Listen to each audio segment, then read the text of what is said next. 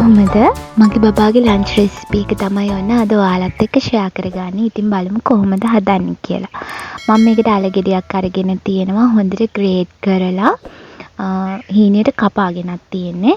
ඒ වගේම මම බිත්තරයක් අරගෙන තියෙනවා. ඔයාලගේ බබා අවුරුද්දට වැඩි නම් මේ වෙලාවේදී බිත්තරයට ලුණු ගම්මිරිස් එකතු කරලා පෑන් එකට තෙල් ටිකක් දාලා බිත්තරේ ඔම්ලට් කරගන්න. මම මුලින්ම බිත්තරේ ඔම්ලට් කරගෙන ඒක අයින් කරගන්නවා. අයින් කරගෙන තියා ගන්නවා. ඔයාලට මේ වෙලාවේදී බිත්තරේ ස්ක්‍රැම්බල් කරගන්නත් පුළුවන්. හැබැයි මගේ බබාස කෑලි කෑලි චුට්ටක් හපලා ගන්න නිසා මම ස්ක්‍රැම්බල් කරන්නේ නැහැ. ඒක ඔයාගේ බබා ආස විදිහත් එක්ක ඔයා එක වෙනස් කරගන්න. ඒ විදිහට බිත්තරේ ඔම්ලට් කරගෙන අයින් කරලා තියා ගන්න ඕනේ. තියාගෙන තමයි ඊටු වැඩ ටික කරන්නේ. අල ගෙඩිය ඔයා ග්‍රේට් කරලා ගත්තත් බබා දිගට කෑලි කන්න කැමති නැත්නම් ඒක හීනියට කපා ගන්න. මම එහෙම කපාගෙනයි තියෙන්නේ.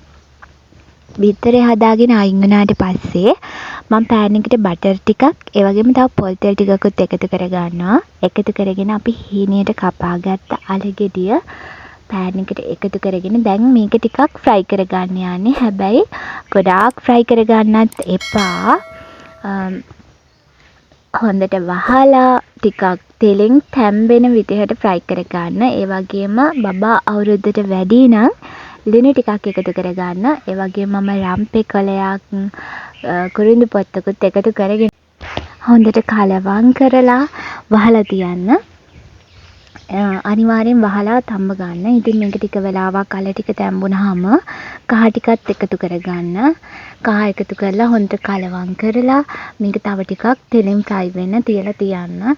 ඊට පස්සේ ටිකක් තැම්බුනාට පස්සේ සුදු ලුණු සහ මම ලොකු ලුණු චුට්ටක් එකතු කරගත්තා.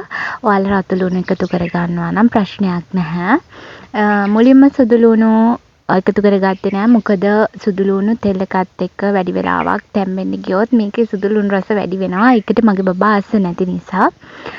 ඉතින් ඊට පස්සේ අල ටික හොඳට තැම්බිලා ආවහම අපි හදාගත්ත බිත්තරෙත් මේකට එකතු කරගන්න. ඊට පස්සේ හොඳට කලවම් කරලා ආයෙත් විනාඩි 2-3ක් වහලා තියන්න. වහලා තියලා ඉවර වෙලා ඔයා බබාට ගන්න මොනවාද හාල් එක ඒක බත් එක හදාගෙන මේකට එකතු කරගන්න. අද මම එකතු කරගන්නේ කීරි සම්බා. මේක රසයි කීරි සම්බත් එක්ක. ඉතින් ඔයාලා කිරි සම්බා දෙන්නේ නැත්නම් සුවඳල් හාල් හරි මොනවා හරි ඔයාලා දෙන ඒ බත් එකක් එකතු කරගන්න. ඉතින් මේ විදිහට බබා කන ප්‍රමාණයේ බත් ටිකක් මේකට එකතු කරගෙන හොඳට කලවම් කරලා තවත් විනාඩි 2-3ක් වහලා තියලා බත් එකත් එක්ක හොඳට අල ටික කලවම් වෙලා ඒ රස එකතු වෙන්න තියාගන්න.